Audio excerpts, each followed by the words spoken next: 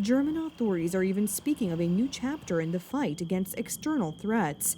A drone filled with explosives that landed unhindered at a German airport.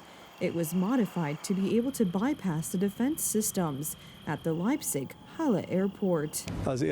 First and foremost, I must acknowledge that we must assume we are dealing with a very serious security incident.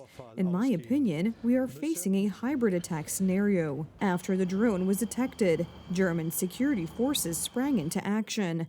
The unmanned aircraft carrying an explosive device was found near transport planes belonging to a Ukrainian airline. The airport was immediately closed, and all traffic was suspended for several hours. We are certainly aware of the risks that unmanned aerial systems pose to air traffic. Our task is to maintain the safety of flight operations.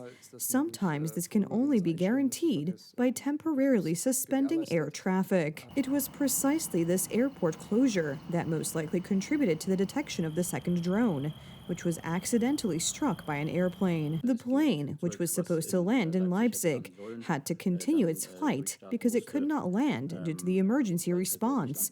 It apparently collided with something during the flight, but ultimately managed to land. As it turned out, that something was actually a second drone circling over the Leipzig airport. Most likely, it was intended to assist the first drone's navigation and film the explosion. These threats are not the work of amateurs. Rather, they require highly professional preparation and execution. This demands a high level of technical expertise, as well as experience in handling explosives. None of this points to amateur methods.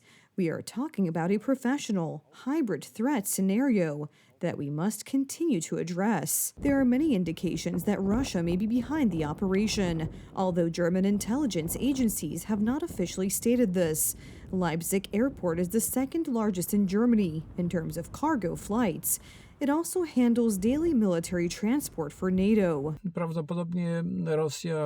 It is likely that Russia, as part of its ongoing shadow war, continues to develop various scenarios.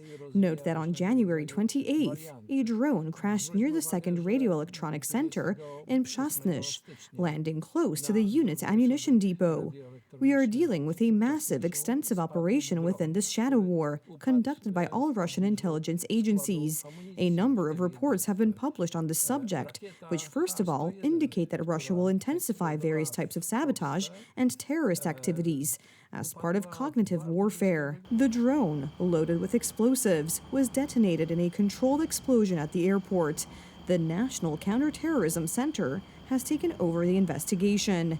A 100-person task force has also been formed to handle the incident and search for the perpetrators.